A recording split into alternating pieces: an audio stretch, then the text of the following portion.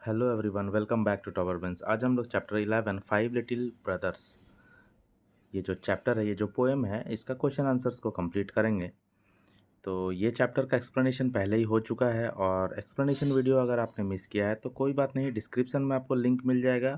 Video के नीचे description में क्लिक कीजिए या फिर आप प्लेलिस्ट में विजिट कीजिए, आपको सारे वीडियोज़ वहाँ पर मिल जाएगा।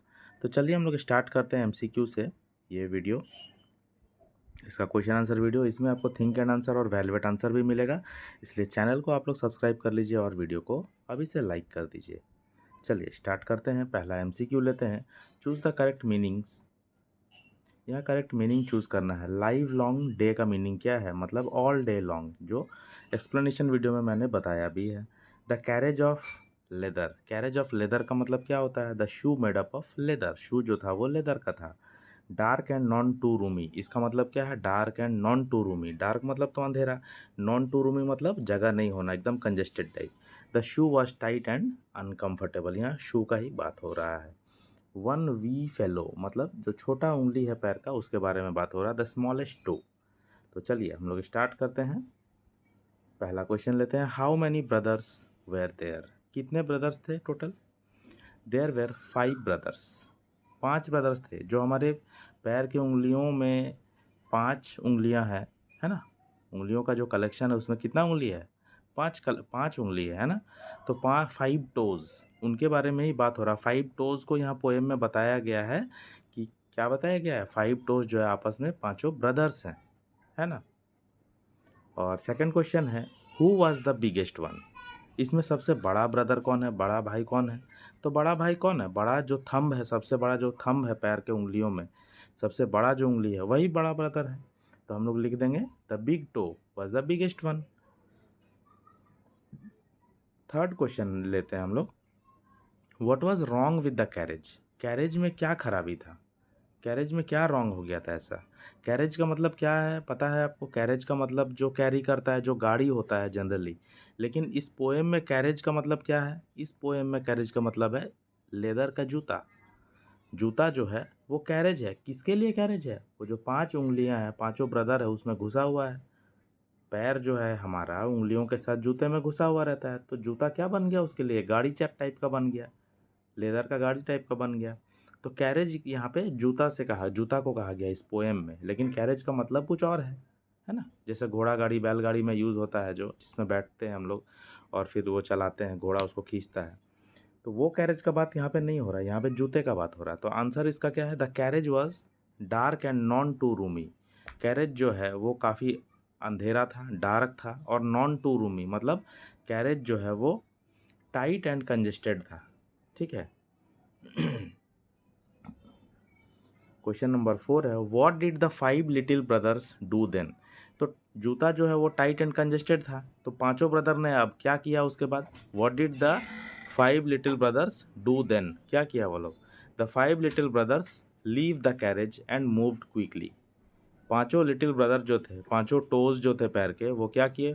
पांचों ब्रदर्स थे, वो कैरेज को छोड़ दिया। कैरेज को छोड़ दिया मतलब लेदर का जो जूता था उसको छोड़ करके निकल गए, और मूव्ड क्विकली, और क्विकली भाग गए वहाँ से। जो कि हम लोग चैप्टर एक्सप्लेनेशन में पढ़ चुके हैं।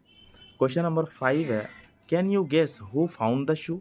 क्या आप गेस कर सकते हैं कि वो जो लेडी, पोएम के एंड में जो लेडी आई उसको जूता मिल गया, वो कौन थी?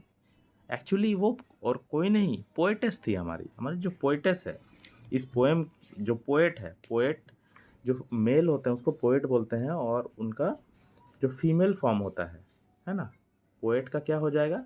Female form poetess. इसीलिए मैंने पोएटेस लिखा, पोएट ना लिख करके पोएटेस लिखा। पोएट भी लिखेंगे तो अब चलेगा, कोई प्रॉब्लम नहीं है। तो पोएटेस जो है, पोएटेस को ही जूता वो मिल गया था, ऐसा मैं गेस कर रहा हूँ। इसके बाद है थिंक एंड आंसर। तो थिंक एंड आंसर में आपको सोच समझ के आंसर लिखना है। जनरली ये बच्चों को लिखना होता है, लेकिन बच्चों को तो हेल्प चाहिए होता है, इसलिए मैं हेल्प कर रहा हूँ। आप चाहिए तो आप कॉपी कर सकते हैं मेरा आंसर, नहीं तो इसमें आप थोड़ा सा आप अपना भी आंसर इसमें थोड़ा सोच करके आप ऐड कर सकते हैं, या फिर इसमें से कुछ रिमूव भी कर सकते हैं। ठीक है, ज़रूरी नहीं है कि मैंने जो लिखाया वही आपको लिखना है। When we buy new shoes, जब हम लोग नए जूते खरीदते हैं, वी ऑफन थ्रो, हम लोग प्रायः, हमेशा, ऑफन मतलब हमेशा, प्रायः जो है वो पुराने जूते को, पुराने जूते के जो पेयर है उसको फेंक देते हैं। we throw away the old pair. Suggest a few ways we can recycle old pairs of shoes. कुछ तरीका ऐसा बताओ जिससे हम लोग जो पुराना जूता है, जोड़ा है जूता का, उसको यूज़ कर सके, कैसे भी करके रिसाइकल या रीयूज़ कर सके। तो कुछ तरीके मैंने लिखवाए हैं, आप भी कुछ इसमें ऐड कीजिए और कमेंट करके भी बताइए कुछ, ताकि सारे बच्चों को भी हेल्प हो पाएगा, है ना। Some of the ways to recycle old pairs of shoes are as follows. We may donate the shoes to needy person. पहला तो ज़रूरतमंद जो लोग हैं जिनके पास जूते नहीं हैं और वही नंबर का जूता मैंने छोड़ दिया है, अगर वो जूता थोड़ा बहुत ठीक है तो मैं उसको डोनेट कर सकता हूँ। कोई नीडी पर्सन जो है, ज़रूरतमंद है, वो यूज़ कर सकता है, यूज़ हो जाएगा, रीयूज़ हो जाएगा। We may donate the shoes to the cobbler. हम लोग मोची को भी, कॉबलर को भी डोनेट कर सकते हैं जो जूते को रिपेयर कर लेते हैं। Who can repair it and resale it. और उसको वो रीसेल कर सकता है, थोड़ा बहुत उसको पैसा भी मिल जाएगा, वो कमा भी लेगा, उसके लिए अच्छा हो जाएगा, है ना। We can use the old shoes to make crafts और अदर यूज़फुल थिंग्स। हम लोग कुछ वो जो आर्ट एंड क्राफ्ट होते हैं, कुछ कट करके उस शूज़ को, उसका लेदर को निकाल के कुछ और आइटम बना सकते हैं, उसको कोई अदर यूज़फुल थिंग्स में हम लोग कन्वर्ट कर सकते हैं। तो इस तरह से हम लोग यूज़ कर सकते हैं पुराने फेंके हुए जूते को। अब दूसरा क्वेश्चन जो आता है वो है, do you know what people wore as shoes long time ago. पुराने समय में, बहुत पुराने समय में लोग जूते के तौर पे, जूते के जगह पे क्या पहनते थे। Long time ago people wore footwear made from bark, twine and other nature made materials. पुराने समय में लोग जो है, पेड़ का जो छिलका होता है, बार्क, है ना, उससे उससे बनाते थे अपने जूते, और पत्तों से बनाते थे, भूसे से बनाते थे, घास से बनाते थे। ये नेचुरल जो मटेरियल मिलता था, नेचर का जो मटेरियल ये सब मिलता था, बैम्बू से बनाते थे। तो ये सब यूज़ करके वो लोग जूते बनाते थे, नेचुरल प्रोडक्ट से यूज़ करके, ठीक है। क्योंकि उस टाइम में मतलब फुटवेयर इस तरह का अभी का जैसा नहीं मिलता था। अब आता है वेलवेट क्वेश्चन, ठीक है।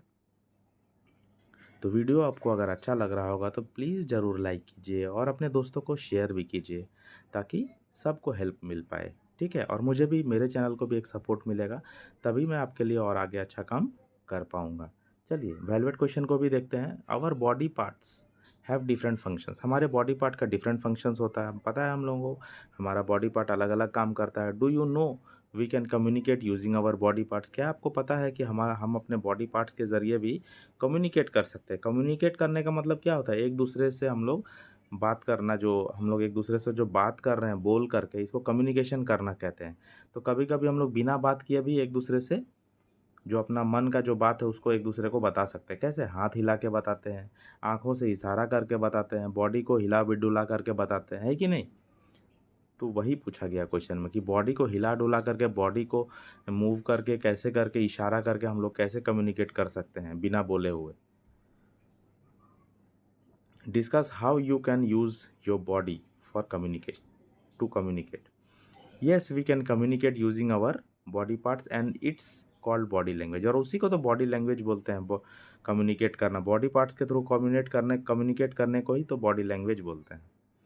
We communicate our feelings. हम लोग अपने फीलिंग्स को कम्युनिकेट करते हैं, इंटेंशंस को कम्युनिकेट करते हैं। हमारे मन में जो चल रहा है, हम उस चीज़ को लोगों तक पहुंचाने के लिए कम्युनिकेट करते हैं। किसके थ्रू? आवर बॉडी लैंग्वेज के थ्रू। हम अपने बॉडी लैंग्वेज के थ्रू ये सब कर पाते हैं।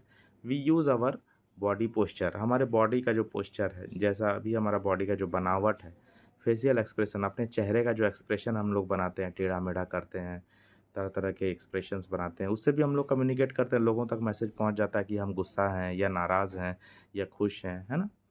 एंड हैंड जेस्चर्स, और हाथों से इशारा करना, hand gestures, to express our views and intentions. हम अपने अंदर के व्यूज़ को, अपने इंटेंशंस को दूसरों तक पहुंचाते हैं, ऐसा इशारा करके, है ना, या एक्सप्रेशन बना के। तो ये चैप्टर यहाँ पे ख़त्म होता है। कैसा लगा कमेंट करके ज़रूर बताइए। ज़रूर एक कमेंट कीजिए, कमेंट करने में कुछ नहीं जाएगा। और चैनल को सब्सक्राइब कीजिए, सब्सक्राइब करना भी बिल्कुल फ्री है, आपको 1 रुपया भी नहीं लगता है यहाँ पे, है ना। सब्सक्राइब कीजिए, मुझे सपोर्ट कीजिए, ताकि मैं आप सबके लिए अच्छा काम करता रहूँ। तो मिलते हैं नेक्स्ट वीडियो में, तब तक के लिए गुड बाय।